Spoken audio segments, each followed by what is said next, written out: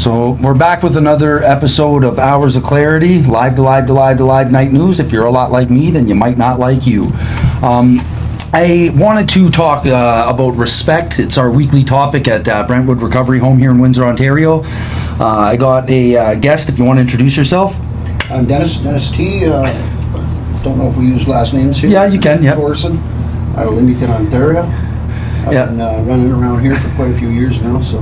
Long-time friend since I've come to recovery too. I think you were the first trip to Walmart for me to get some flip-flops. I believe so. Yeah. Anyways, we're going to touch base a little bit about Dennis's story here, and we're going to get into maybe how we found recovery, a bit about your life prior to recovery, maybe how you grew up, what you went through, the struggles that maybe put you in a corner to help you realize that you needed help, maybe many times over, tried and failed like many of us out there. I know for myself, I've quit doing drugs by myself, for myself, but ended up with myself. I was stuck in a situation where, it's easy to stop doing something at some point when you've had enough, but it's not easy to stop doing something without the tools, right? So for me anyway, I know that, I got sober with jails. I got sober, for periods of time, not to lose a girlfriend or to try and prove a point or whatever, but I never had the tools to stay that way until I found Brentwood myself. And then other outreach community programs like Phoenix Program or NA, AA, support groups, things like that, right? So what was it for you, like how you grew up? Let's start there. Well, growing up, I come from a big family. I got 5 siblings, and my parents worked really hard. My dad worked really hard. Yeah. Dad liked to drink a lot, but he wasn't a violent man. He was just keep people awake when he got home after going to the bar and shit, and always asking for somebody to come talk to him. And Mom drank too, and aunts and uncles, they'd all come over, and drink. So we pretty much seen that. Growing up, that was the norm. That was the norm. Yeah. Okay? And as I got older, I started to hang out with my uncles and work with my uncles and steal. I was an iron worker for 30 and a half years. All we did was drink. That's right. Well, it's kind of like to be expected with trades. Right. So I got into party mode when I was about 13, 14 years old, and I never stopped. Right. I had a wife, 20 plus years. Yeah. We ended up having 3 kids, but I was never there. Right. Because I'd rather go out and party and stick around and be the man that I was supposed to be. I did what I needed to do for the family, but it was always about me. Yeah. So did you find that was learned behavior through, like, say, grade school to high school?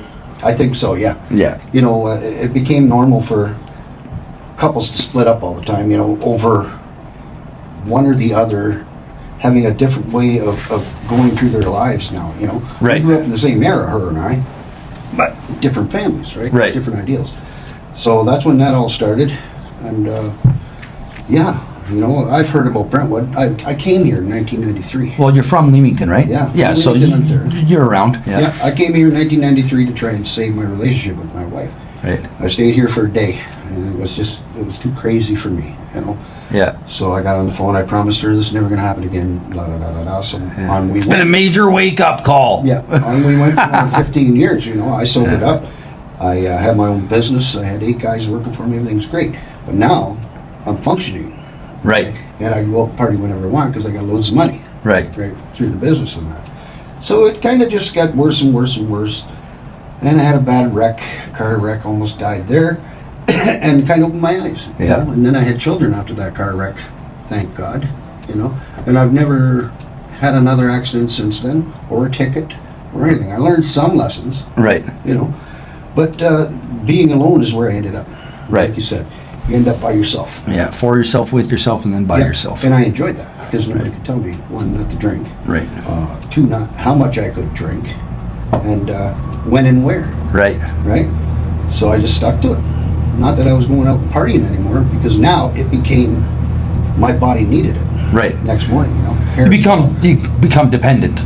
Yes, absolutely. Yeah. And people don't understand that still drink today. All my siblings, they drink. Right. They have wine every day. Right. My brother drinks a lot of beer and stuff. He's out in Winnipeg. But I can't do it. And I know that because I'll end up alone again. Yeah. And just continuously doing that. And I was getting sick. Right. Losing weight. My health was bad. COVID. Well, see, I bump into these problems with people. Not a problem. Okay. The process in which people go through to find their realization that people have reservations when they come here or any program. Well, I'm going to quit doing narcotics. Like, I'm going to stop with the cocaine, the fentanyl, the meth, and doing hard drugs, but I can still have the odd beer or I can still smoke joints. Yeah. Right? It's like with myself, I noticed that after time in program, it's just disrespectful to keep coming back somewhere if I'm not abstinent, right? And then on top of it, though, I know that I get lazy and I'll become more depressed by not accomplishing like my daily routine, my daily goals, my weekly goals, my monthly goals. So if I'm not achieving the small steps in my day-to-day life, and I smoke a joint and I procrastinate that, then I'm going to smoke another one. And then I'm going to smoke more and more, and then I get so depressed that I start making negative decisions. Yeah. So it only leads to the next thing. So like the gateway drug, to me, that's how it is a gateway. Well, absolutely. Like it slowly opens up more and more negative doors because I'm procrastinating my life. I'm not doing the things I need to do. I might even book off work if I go have a few too many beers. Like, sure, I only drank one weekend, but I also missed the next shift. Yeah. Or whatever, right? Or I'm an asshole that night, and now I'm paying for the next 3, 4, 5, 6, 7 days because I don't even know how to apologize properly because I'm ultimately feeling more like shit just for having a couple here and a couple there, and that's not my problem. It's like, sure, I'm coming here, but it's not even the drugs or the alcohol that, like you said, you become dependent on it. Yeah. But after you sober up, what's the excuse then? Right? What's our excuse at that point? Like, there is none, because all you're looking for now is to get your family and your friends back. Right. Some normalcy going on, but it's not happening. Right. So some guys, fortunately not me so far, would go right back to the bottle or the dope. It's enough to make them give up. Yes, it is. But so far I've got a lot of friends like yourself and so many others around here. I do a lot of volunteer work around here. Yeah, staying connected. It's beautiful. I'm in a good place. I'm getting to where I need to be. I'm healthy again. Now let's rewind, say 20, 30 years. Sure. Would you have had that thought process? And what would you say to yourself today to that guy? To that guy? Yeah. If you could only see now what I see then, or vice versa. Yeah, see then what I see now, yeah. Type of thing, you might change. Yeah. And You might take it a little more serious. Yeah. Yeah. So that 1993 guy to the 2023, 24, 25 guy. I'd say watch out now. Yeah. Pay attention. The one thing that I like to tell people too in those situations that are still young enough to know something and old enough to do something about it, it's like, better, you can do something. The only thing you're giving away for free is the most valued commodity on this planet, which is your time. Yep. And that's how you spell love, is Time. Mm-hmm. It isn't Love. It's where you dedicate your time. Are you being respectful by giving it, and how your mannerisms are, your tone of voice, your body language? Are you caring towards other people? Because Lord knows I practiced 25, 30 years of temper tantrums, argumentative behaviors, self-centered bullshit. We'll just sum it up as that, right? And it come down to pushing people out of my life, girlfriends, kids, fathers, moms, like, you know what I'm saying? The freedom we stole. Oh yeah, 100%. So ridiculous. have you ever thought, how do they have the same feelings in one place when I'm in another and I'm having those feelings? So I could be out there in the streets, frustrated, lonely, depressed, abandoned, feeling like torment, and they're at home worrying about us, and we're stealing those freedoms from them, and they're feeling frustrated, abandoned, tormented, and loneliness and depression. And knowing that, I sit back nowadays and I say, hell, I used to feel like that too with my dad. Right. With my siblings, and I'd be worried about them, and aunts and uncles, when they're out partying, and they're out booze cruising, for instance, back in the day. You were getting away with that kind of shit, and you'd always worry, right? Yep. So now I understand how my wife felt. In relativity. Yeah. Especially my wife, and then my mom. Because my mom and I were as close as could be. She was one of my best friends in the world. Right. I was her little boy, and I couldn't do wrong, but the freedom I took from her too, the worry. Yeah. How young were you when you started using, say, alcohol, drugs, I'd say weed? 13 years old. I had a traumatic incident happen in my life where a young boy drowned when we were swimming out in Leamington at the dock, and we went under the dock and we found the little fella, and he was lifeless, and oh man, they couldn't do anything, nothing. He didn't come around, but his dad was devastated and frantic, and I still picture that in my mind as fresh, right? Yep. But that's when I discovered booze with my buddies, because it would shut that off. Right. I didn't have to lay in bed anymore or go to school and just constantly think about this incident. Right. I could drink it away. And sure, I smoked a lot of weed and did a bunch of different stuff, but I didn't carry on with that. It was the booze. Right. I don't know if I was more apt to drink than do drugs, because my parents only drank too, right? Right. So I guess that's when it started, Matt, when I was 13.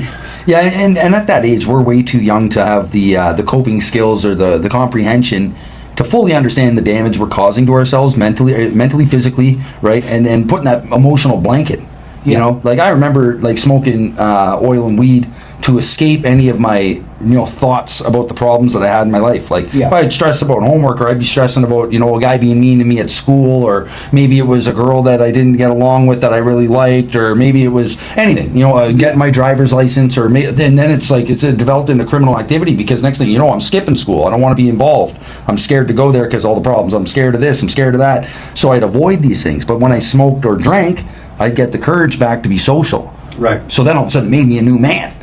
Right? Yeah. And I believed in that for a bit. Now, don't get me wrong. I'm not making excuses for my drinking, because a lot of people do. Right.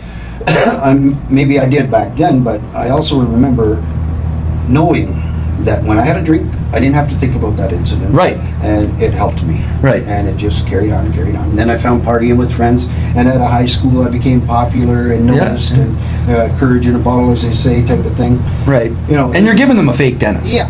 Like, I was teased in school, in grade school and stuff, Yeah. Girls wouldn't dance with me in grade 5 because I just wasn't that, popular, or didn't fit in. Old clothes, hand-me-downs and shit. And then in high school, everything changed. Yeah. Right? I had the prettiest girl in high school, ended up having children with her, 3 children.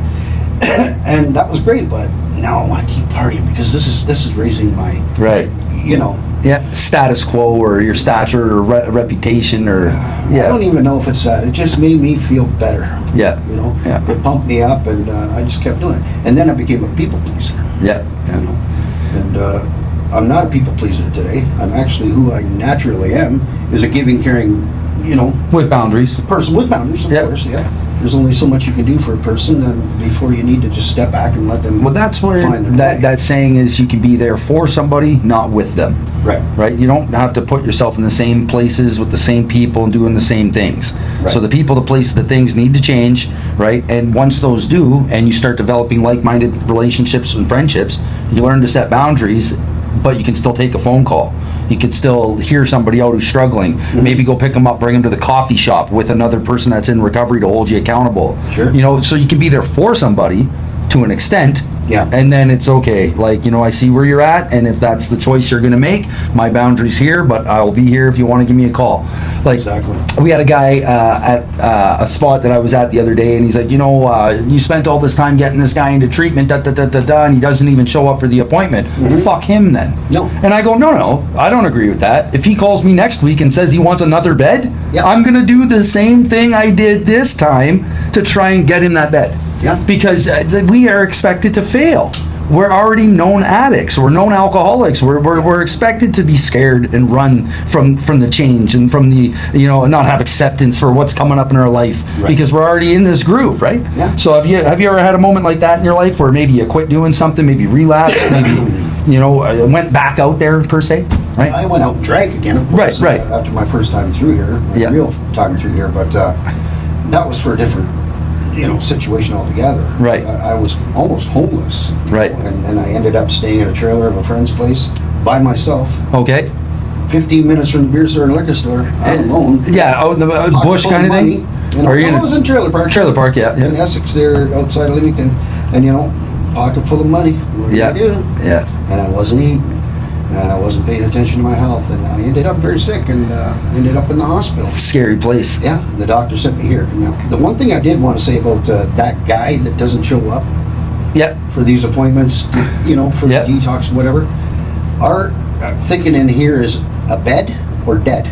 That's right. That's right, yeah. So we keep on trying. It's a life or death. Yeah, we keep on trying. There's a guy in here right now I was in detox with the very last time. Right. It took him 2 years to get here, but when he came through this door, he remembered my name. And he's welcomed with open arms. Absolutely. That's right. That's the beauty of recovery, right? Like, we're not judged for the expectation of that people know that it's a likelihood where we might not show up. Right. It's a likelihood that this guy, does he really want it? Is he really going to come? It's not easy. Not easy. But we don't say those things to the people that are trying, because you want them to get here and then see that it's possible. Right. So we don't pump your head with the whole, I don't know if you're really serious or not. I already expect you not to be. Yeah. Because I wasn't.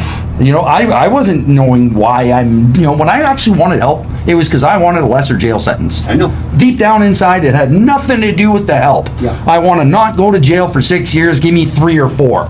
Yeah. I'll do these programs, 3 or 4, right? I can kind of handle that, Mine was the opposite. right? I talked to my daughter on the phone. She got engaged. Yeah. Okay, my oldest daughter, and she says, "Dad, are you really going to do it this time?" Yeah. In Brentwood here, and she said, "Because if you don't, I don't think I want you at my wedding." Wow. Wow. Well, that's a kick in the junk. It's a kick in the ass. And, Yeah. Not a bad one. On a no, positive not. note, yeah. So I made the promise. Here I'm coming up on 2 years in a couple months. That's right, yeah. Sober. She's not married yet, but she's had a baby since. Yeah. And I'm a grandfather twice. Ah! Sober. And what more could I ask for? Really? Yeah. You know. So it's great. So it's safe to say, materialistic things, all the money in the world, that was been blown, that's been lost. Yeah. You know, the prettiest wife, you know, you messed that up. Yeah. But now it's a blessing to have the small joys in your life, like a couple grandkids, It is. a smile on your daughter's face. I got to meet your son. He makes Yeah. music, Trenchel. You know, look him up. Yeah. You know, those small things that we get to enjoy in the relationships and bonds that you've built back now. Yeah. Right? So it's like, you know, like with me, with my daughters, they're not necessarily open to loving me as much as I think they, you know, could, Yeah. you know, because of the damage that I caused my one daughter, my youngest, right? So, like, I can't blame her for having her feelings, and I can Yeah. only wait for the opportunity, right? Yeah, we're not there 100%. Right. You know, I just met my other daughter a couple years ago, but that was only through being in recovery that I got that opportunity, because if I had been messed up, they never would have reached out. Yeah. Right? It never would have been an opportunity. So I'm available like you are today to have these blessings in your life, like your daughter's wedding, the grandchildren, and those small things now are worth more than all the money, the Yeah, houses, yeah. the cars. Yeah. And here's a blessing. That's it. Back in the day, you'd look at a crackhead and you'd say, oh, you know, what an idiot, what a loser, Yeah. this, that, and the other. The stigma. A stigma. Yeah. And then as I got older and I came here, I learned that these people are the same as me. They're the same as the average Joe over there and over there. Somebody's son and daughter, yep. Yes, and they get so dope sick trying to stop, they can't. Yeah. You know, it's a sickness over and over and over Right. and over. All they need is 90 days. Yeah. That's all they need, if that, to get sober. But they need more time. To work on your To get- characteristics. to get well here. Right, your personality, Right your here. defects, your mental struggles, your And that's what Brentwood's doing here. Yeah, and that's the beauty of it, eh? I find that the 90 days, they keep saying, you know, it's just the tip of the iceberg. You're just scratching the surface. For sure. Yeah. Right? Like, and I agree with that 100% because I'm still learning how to be in a relationship. Yeah. I'm just barely learning how to be friends to somebody and stick to a routine. You know, but the happiness I get in my life, the doses of happiness. Like, I remember my group leader said to me, he said, you give this a year. Because I was humming and on, right? Yeah. Give it a year. You've already damaged yourself for 25 plus years. Yeah. So if you gave yourself 25 years and you're pretty much begging for help because you don't want to be in jail and you don't want to continue this pattern, well then why don't you find out the help we're given, give it a year. After a year's done, if you don't find the doses of happiness that you're getting, the pieces that we're giving you, Yeah. and that you've received from living a proper life, an open, honest, transparent lifestyle, then I'll give you the money for your first bag. You can head on out the door. Yeah. You know what I mean? And I looked at him then, I said, you promise that, eh? Like, my dad's given me promises my whole life. Don't break the promise to me. Yeah. You know? No, I promise. I remember that conversation. You do. You're in my group. So, and then I'm like, all right. You Yeah. know, and since then it developed a kind of a father-son bond in a way Yeah. with Paul, right? Yeah. And I sat back and I was like, you know what? What the fuck's a year gonna hurt? I'm already stuck on house arrest anyway. I gotta Yeah. wait for court. I'm already stuck. So if I can be stuck and be committed, if I can be stuck and be willing, if I can be stuck in the situation I'm in and abide Yeah. and try and listen, you know, all I gotta do is do the best I can. Stop trying to say that and then quit sometime, right? But it wasn't just that conversation with Paul. No, it's That got many, you there. many other ones. Yeah, all the people here. Yeah, all the men supports. and women that you talk to on program. Like-minded. Yeah, and a lot of the employees of Brentwood Yeah. are part of Brentwood. They've all went through the They're program, and that's the same thing. I tell people that all the time, Dennis. I'm like, Yeah. you know what? If it wasn't for the people that I know went through the program, that got jobs in different departments and different places, you know, like right from the maintenance crew to the kitchen staff to administration Yeah. and to you know, intakes and the group leaders all the way up into, you know, the directors positions Right. and the board of directors that say that too. Yeah. It's like these people are the people that literally pushed, and here I am sitting in a room that they help me now with what I'm doing with you today. Yeah. So it's a blessing. Like I have a hard time putting into words what really occurred throughout the transformation for me to find out a bit about who I am, to hold on to it. As per se, You won't know until you see it in somebody else That's that you've helped. That's it. But I often forget where I'm at, and I can trick myself into being miserable, Sure. negative, and complacent, eh? Yeah. Yeah. I do that all the time. Yeah. Complacency. Oh, if I win that lottery, I could go to Mexico. I'd just sit on a beach, nobody would know. Right. Drink myself to death, or finally die doing it, and I'd be happy. Yeah. But no, and that's why God's not letting me win the lottery. I believe that fully. Dennis, you took the thoughts out of my head, because I said this about last week to myself. I can't be rich because I'd probably smoke crack. I can't be rich because I would probably be out there with women doing weird things, and next Whatever, thing, yeah. like, man, I can't have these things because I'm not responsible enough Exactly. to even be in the position. I'd squander it. Yeah. And I know that. Yeah. So being able to verbalize that, even right now, just gave me tingles. Yeah. Because I'm like, dude, okay, so that's why we have to be broken and get healed. I it's get real. it. But it's real. It's a daily struggle. I don't care who you are. This That's is right. your whole lifetime to stay away from drugs or booze or Right. addictions or whatever. But it's the first time I paid my rent on time for three years straight. Right? Yeah, 2 years straight. Right. And because I'd always tell the landlord, hey, I got it in a week or so. And here I'm boozing, going to work, not eating, Right. staying by myself, comfortable in my own shit. Yeah. And it just wasn't great. Not great. That's the point, like the saying, what is it? Misery loves company. Yeah. And the only company is yourself, with yourself, for yourself, and by yourself. Yeah. Yeah. And I just want to tell you a story today. A friend of my father's, this goes to show the respect that this man had, called me from hospice in a bed where he's not going to make it much longer. Oh, it's sad. But he just wanted to reminisce a little bit about my dad, and he knows me very well. He calls me Georgie. And it kind of blew my mind. And I was sad for a minute, but at the end we joked around. And you got to share the joy with him in the last moments, let's say. Yeah. So he got a little bit of my dad through me. That's Right. what he was after, and I'm thankful that I was able to do that. And here's another thing too, right? Like you, again, back to opportunity. Yeah. We wouldn't have had the opportunity had you been in your shit. No. Had you been using, you would have either avoided the call or found a quick excuse off the phone, and had you not know who was calling and answered it. Oh, sure. Like, how many times we do that to our family? Oh. They call from a different number or something, hello, and hey, it's your mom or your girlfriend or your dad or your brother or your sister, and we're like, oh yeah, I'm just busy, click. Yeah, my wife would call the bar. Yeah, exactly, that kind of stuff. All right. Yeah. So what did you find the hardest part for you transitioning through treatment was? Like the most difficult things? Well, there are probably many, but let's pick a couple or one. Something that you struggled with most. Okay. Like What I struggled with the most when I came here for help is this going to work? right. Am I going to allow this to work? You just nailed it. You just because you probably have more awareness. But continue. Well, I do now. Right. That's what I mean. But Yeah. back then, I bet you didn't even know about allowing something to work. No. Right. Is this going to work for me? How is this possible? The freedom that I stole, that was a big one. That still sticks. That with me. topic of That's freedom? huge for me.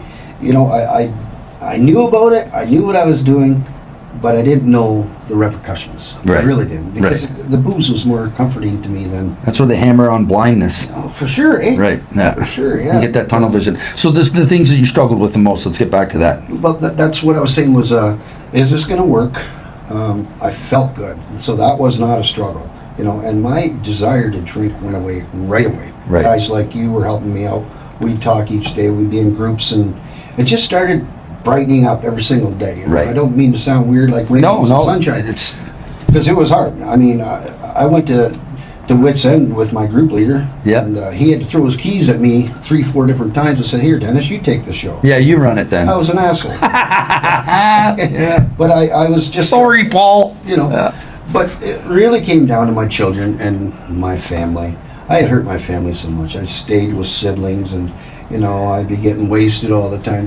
And they're like, "What are you doing? Yeah. What are you doing with your life? You're still young. You're 50 years old. You can do this." Yeah. He's still got 30, 40 years to kick it. Yeah. So now I'm planning on going to 100 and just I'm winning that lottery someday. playing. Well, that's going to be different now. I'm going to give it all to my kids. I'll get it when I'm 99. Yeah. But playing baseball now, all kinds of other things. That's Getting it. out, riding bicycles. I hadn't rode a bicycle in 10 years when I came in here. Yeah. And now I ride it almost every other day. So that's how you're getting around. Yeah. My legs are perfect now. They were so bad before. Yeah, it's beautiful. Yeah. So one of the things too, like I got a buddy that just came in today, right? And he come down from Sault Ste. Marie, and he got here Friday, and Yeah. it's a Monday today. So he come in, And on a weekend. well, yeah, he come in on the Monday today, but he spent the weekend with his family in a hotel, and like we had barbecues at my house. I brought him out to the recovery league, for our baseball games. Yeah. And he said, "Is this really how many people? Like, I thought it was just your team." I'm like, "No, there's 8 teams." He's like, "All these people." I said, "Bro, this is a fraction because this is only the people that want to play baseball." Yeah. I'm like, the amount of people that are in recovery in Windsor. I'm like, you can't go a few blocks down the road without usually bumping into somebody that you know from anywhere, mostly Brentwood, but AA, NA, Phoenix Group, Smart Recovery, any of the above. Like, we can go on and on and on for these programs that are around here. You know what I mean? Whether you attended Homewood or Westover or whatever it is, For right? every one of us, there's 100 people that don't think they can. Right, or that tried it, quit, failed, got kicked out. One of Right, the two. one of I'm the- yeah. talking living life again. Right, that's my point. So it's like, at the end of the day, like, in order to feel any sort of belonging, we have to accept that we need people in our lives, and in using, the opposite of that is isolation. Of course. So we take our own reins in and make our own choices without, say, asking you, "Hey, Dennis, I'm about to, purchase this. What do you think I should do? My wife is at home. Like, should I talk?" "Yeah, man, you probably should make a plan with your wife." Da, da, da. You know what I'm saying? Of course. Before, I impulse, and it always led me to an argument with somebody. "Well, why didn't you think of this?" "Well, how come you didn't think of that? It's disrespectful. You hurt my feelings." And I go, "Fuck off." Like, whatever, buddy. I'm just buying a car. I'm just fucking going to the fucking show. Like, I had a few beers, leave me alone. This big old attitude on my ego, eh? Like, it's like, come on. Like, I see it now. Like you were saying, you could see the damage and the minutes and the freedoms that were taken away. It's like bringing home a stray dog every time. Yeah. And she goes, "Well, who's going to take care of it?" Right. And then you go out again. Yeah. And she's left with all that bullshit. Right. That's a good way of putting it. I say hadn't thought of her, him too. Right, yeah, whoever the situation, that's right, yeah. But you're more leaning towards the family aspect of it, the wife or the husband. Absolutely, yeah. Yeah, the damage that we can bring to the table, it's unrelenting and it's unfair. Yeah. Yeah, I fully agree. So if we're gonna get into this part of your life now, you've been almost 2 years clean. Yeah. You're playing baseball in the recovery league. You still staying at Dry House? Yeah. Okay, so you're still with the boys at the house. And this is for aftercare. You stayed in THU for 6 months, so you really did take the steps required I did what I was told. to get that foundation. Yeah. Yeah, and did what you were told. So, Because before I wanted to ride the bus right. myself. Let's get back to that. Did what you were told. Why do we consider that a thing? Well, we consider that a thing because we've never made good choices on our own, right? Almost every decision in my life that has went sour Yeah. is because I made that decision solely. Yeah, with myself, for myself, by myself. Yeah, I didn't confide in anyone. Yeah. I didn't consult anyone because you can't tell me, what I can do, how I can do it, and where I'm going in life. Right. Those are my decisions. See, I find a little problem there is that we think, yeah, the sky's blue. You can see it, can't you? That guy says, yeah, it's blue. It's light blue. It's dark blue. Yeah. We'll never accept the different shades of opinion. No. Right. And I'm more than that today. Right. So you're know that open. about me. You had to learn to become open Right. to accept that criticism as constructive. I'm open to it. Right, open to it now because let me guess, it gave you a few pointers. Maybe you shouldn't do that. You should do this. You tried it. It worked. Yeah.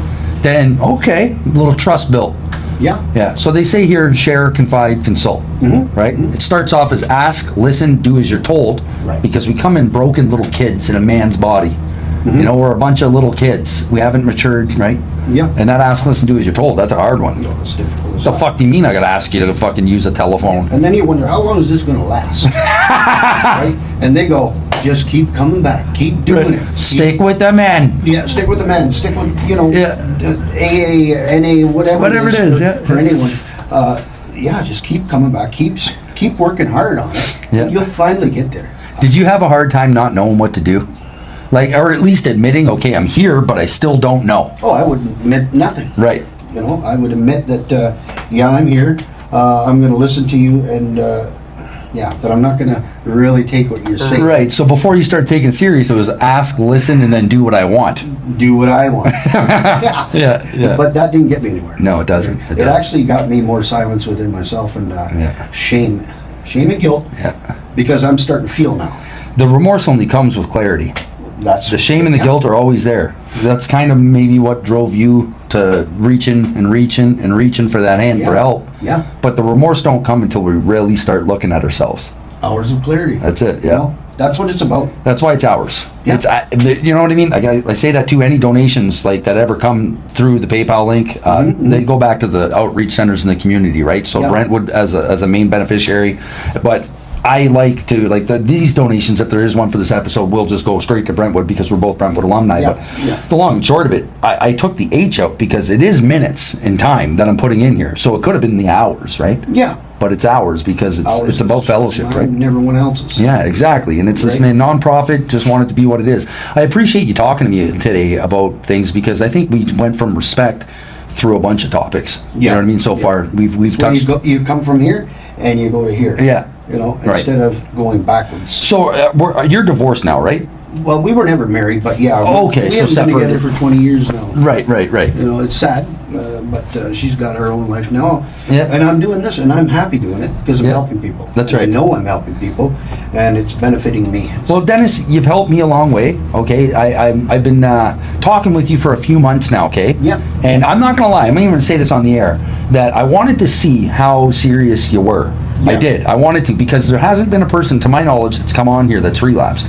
And I remember about, say, what was it, 2 years ago, roughly? Yeah. You know, you had a hard go at it. Ended up in the hospital sick, and you were telling me about it, and I'm like, okay, alcohol's a fucking killer, man. It is the number one drug.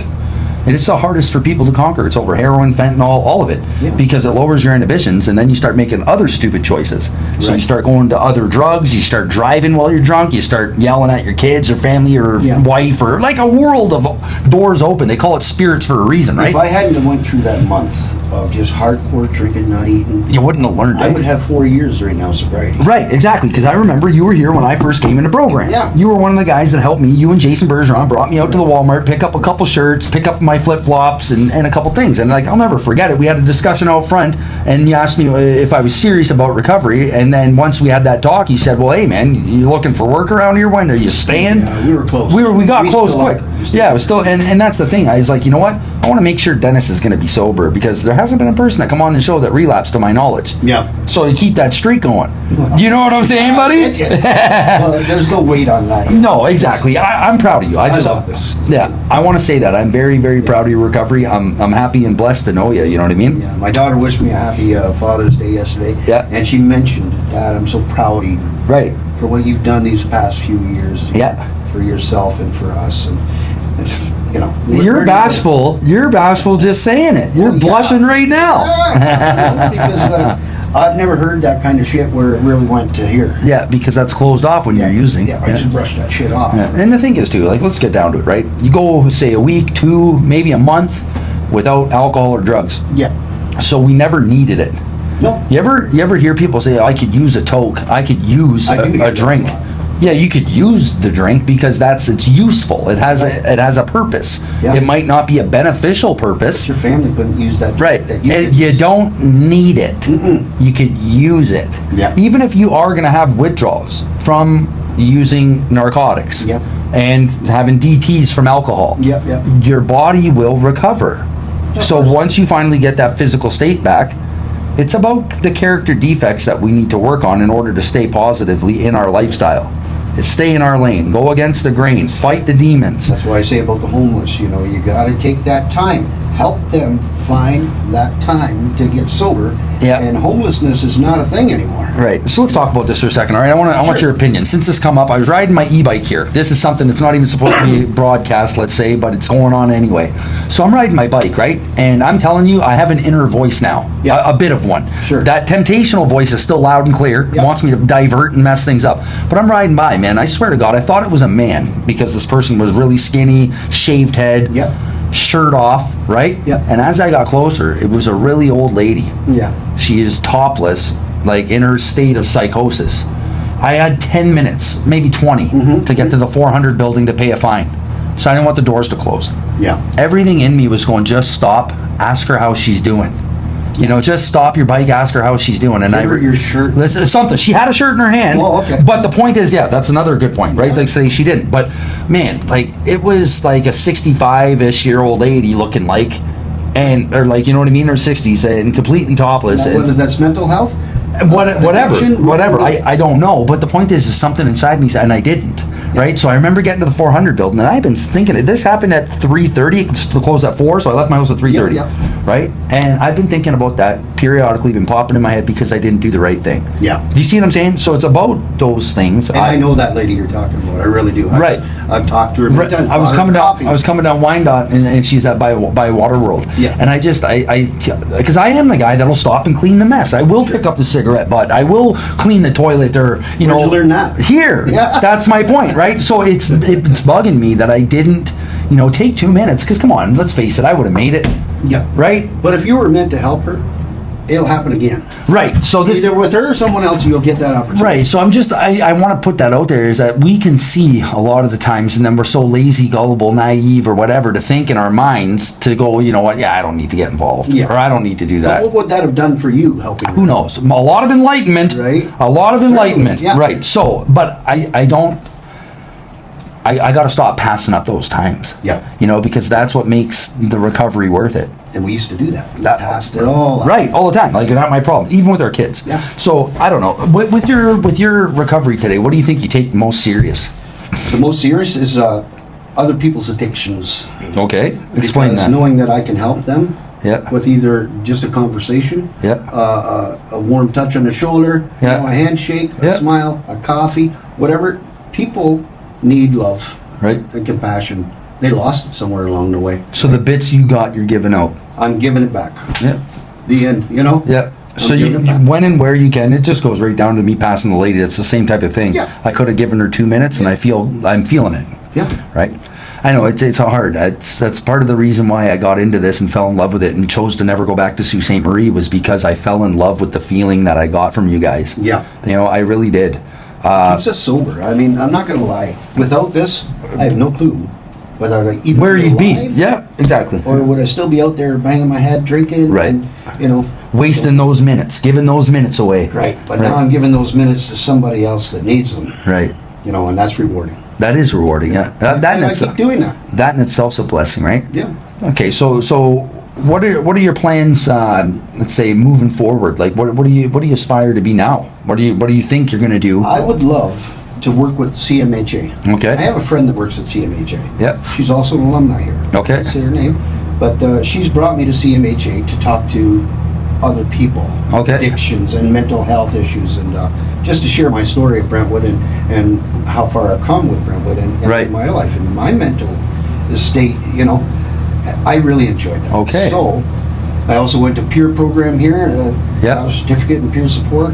That goes a long way into homelessness, mental health, and addictions. Right. So I think I'd like to get into that somewhere, one form or another. Yeah. Even if it's volunteer. That's right. Yeah. Because I just dig it.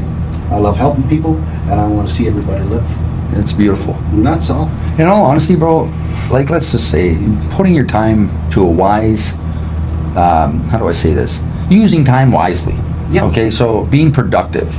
A genuine attempt and diverting your energy to something positive. Yeah. Right? Like you said, I'd even volunteer. Yeah. Like, would the guy 20 years ago have said that?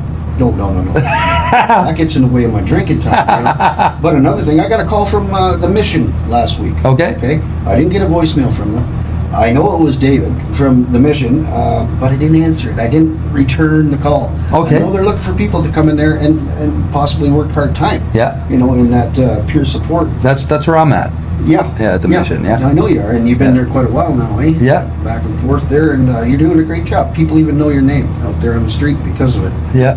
Well, I appreciate you saying that. Yeah, absolutely. You know what? There's one thing that's driving me forward, is that every time I think that I shouldn't do this, I know that that's a trick.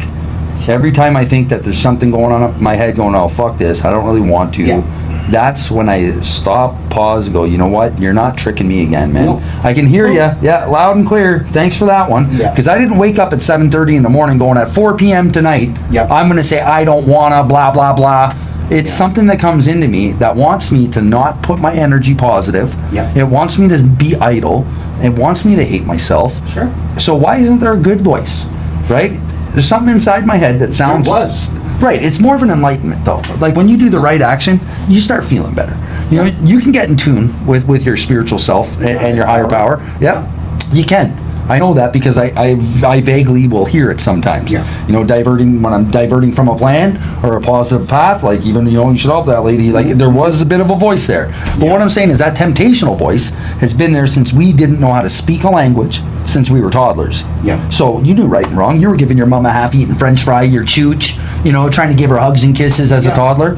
So if that's the case, or slapping your brother or sister, or breaking their toy, or stealing their treats. Yeah. Right, okay, so if you knew how to be bad, and you knew how to give love and be good, or receive it, it's through body language or feelings, you already had the spiritual sense of right and wrong in us. We did. We already had it. We knew. So I said this to people, you couldn't read, you couldn't write, you couldn't understand a language, but yet you knew how to be good and bad. Yeah. And it still feels the same today. Yeah. So the same feelings of lust over a woman, or that same excitement feeling when you're about to go down a hill, or that same feeling of joy when you hit the ball, or you're about to dance with a girl, or like all these different variations of things, the feelings never got old. No. But your body did. See, we talk about blindness here. Right. Okay, it comes up every couple of months. And the first thing I say to guys is, you weren't blind. I wasn't blind. We chose to be. We knew exactly what we were doing. Right. In either situation. And you made a fucking choice. We made a choice, and we didn't care. Right. So we'd say to anyone else, "Oh, I was blind to that." No, you weren't. Yeah, it's a quick cop out. It is a cop out like you can't believe. Yeah. And I don't use that anymore. I don't have to. That's why I took the word trying out of my vocabulary. Yeah. You know, well, to the best of my ability. Every now and then it slips out and I correct myself because I'm doing. It's just like saying, "Oh, I can do it." No, I'm going to do it. Right, or I'm doing it. Yeah. Right? I'm Because doing it. here's the like thing. that. Here's the thing. It's like I'm only doing what I can. Right? And if I can do more and I recognize that, then I better make a better attempt. Yeah. Because the only thing I'm doing is the best I can. Yeah. I'm no longer trying, because trying until when? Until I don't want to try anymore? Yeah. Right, that's what that word means. Well, I was trying my best until I stopped doing my best. Yeah. Yeah. Because you were doing your best. You weren't trying fuck all. You were just doing what you're doing. Like people ask me, "Why don't you do the duty desk? Why don't you play euchre? Yeah. Why do you only play pool?" Because I can't sit down that long. Yeah. When I'm playing pool with a guy, we're actually talking, And moving around. and I'm getting to him. Yeah. You know, and he's learning how to play pool. Yeah. He's learning how to be beat. You know, like. But anyways, I can't sit down, so I got to keep moving every single day. Yeah. I'm thinking, what can I do today? Idle to help hands somebody are the else? devil's playground. Right. That's it. And you know, if you I do, remember, I do. I kicked the shit out of the devil here when I came in here. Right. I took him out to the tracks one night in my mind, and we fought it out. And finally, I just, this release, I felt so free of that bullshit. Probably embraced a higher entity and asked for help too. Exactly. Yeah. Right. And people seen that in me. They seen the change immediately. Well, Dennis, that's why I tell you I'm proud of you. Yeah. That's why we're here today. I'm because proud of you, man. the long and short of thank you. The long and short of recovery, we make it harder than what it has to be. It is a very simple way of life. Yeah. But now I have to have acceptance in boredom. I have to have acceptance in frustration. I have to learn how to be content in all of my negative emotions. Yeah. I have to be okay and allow myself, it's all right to go through sadness. It's all right to go through depression. It's all right to go through anger. But it's the way that I act that defines myself. That's right. It's how you deal with it. And I'm learning now about my relationship and things like that, right? Because I don't want to lose the girl I'm with. You know what I mean? I ultimately know I love her, and I don't want her to suffer at the hand of me not coping properly and delivering my communication in negative ways. It's just not fair. I know her. She's a beautiful girl. And you guys have something real good there. It's difficult, bro. I never realized how hard but simple a relationship should be. Like, it is very simple to be able to work these tools. Yes. And this way of life. But I complicate it with this. Yes. Yeah. And alcoholics, their whole thing is deflection. Right. Right? We still do it. I don't care how long you've been sober. It's ingrained in our personality. You deflect everything just to make yourself feel a little better for the day. Right. But at the end of the day, you don't. No, it makes you worse for wear. Yeah. The hardest part, I think, is the longing for this outlook that somebody can make me feel something. Yeah. Which it isn't. It's a choice. I can hang on to my feelings that come, right? So I can choose to get out of anger. I know how. Yeah. Every time I've called Jeremy, or I've called a couple guys, Paul, talked to Paul, a different Jim even, I get out of the shit that I'm in.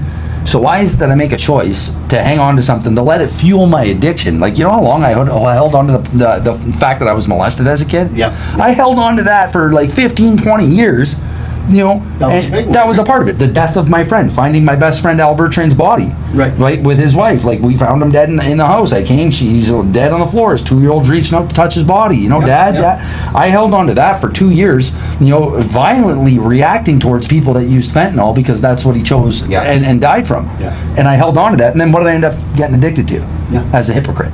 Right. So it's like you kind of look at these situations and see the parallel in it, right? Yeah. Like I will never do this until and then yet. Yeah. And then you become that But person. being here long enough, you just mentioned fentanyl, and it made me think of this.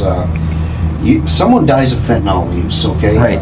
Whether they wanted to or they knew what was in what they were taking, Right. they didn't want to die. They didn't want to die. They just We want go, you selfish asshole. Right. You know? But I've learned here, they're not selfish at all. Again, it comes down to the fact that they are dope sick. Right. They cannot stop. That's right. They need help at this place and other places. And when you said that right there, it just clicked for me, okay? Yeah, they don't want to die. They want to get high. Yeah. That's the reason why they're doing it. It's not the death part of it. Nope. They actually hate the way they're living. Yep. Right? But they love that feeling. You have to shut it off. Right, and then it comes to a point where the feeling gets less and less and less, and it becomes more of a blanket. Then it becomes physical dependency, Right. and then it becomes. It's all a trickle, and then finally Right. it's flowing full. Right. I like how you just said that. It's like a trickle. There's the trickle effect, the ripple effect. You know, you drop a pebble in the pond, and it causes a tsunami in Japan or Yeah. across the world. It's like the momentum that is created from the inspiration of someone's recovery and the effects it has on others. Yeah. And then it's the effect of the addiction and the way that someone's living and the effects that it has on others. Right. So it's like everything is in a ripple effect. It'll trickle forward and all downhill, and the people it lands on the most are the most caring ones. Yep. You find that the evil rolls downhill to the people that the shoulders that can burden it, and then you find out that those people are the ones that help you in the long run until you can be a person of service and then start helping those people that and making amends and going forth in a positive manner. So I just found recovery to be a beautiful blessing, just like you were saying Like the earlier. hand of sobriety is just, it's Yeah. amazing. You know? The people you meet Yeah. are the same as you. You're beautiful people. All of us are beautiful people. Yeah. You know, we just never thought we were. Right? So we'd rather get high and get drunk and Your own worst whatever enemy. else. But today I'm pretty happy with Brentwood, what it's taught me, and yeah, I'm just going to keep on going, Matt, and just keep on helping other people because in turn it helps me. Well, Dennis, I appreciate you coming on, my friend. We're going to wrap this up. This is another episode of Hours of Clarity. Don't forget to click like and subscribe. Please share with your friends. Just anybody that may need a message out there. Is there anything, I'm going to say the last thing, if there's anybody out there or something you'd like to say to anybody who's struggling, maybe just say it to the camera, anything at all, maybe a final little message before we close up here. If there's anything on your mind, the floor is yours. Just remember, you can do it, whoever you are, and when you're done doing it, help someone else. That's it, eh? And that's with everything in life. That's not just addiction. Pay it forward. Yeah, pay it forward. I love you, brother. I love you too, bro. Okay, bro. Thanks for coming You're the on. best. That's the end of this episode. Don't forget to share. Thank you very much, folks. Have a great night. Tarantula.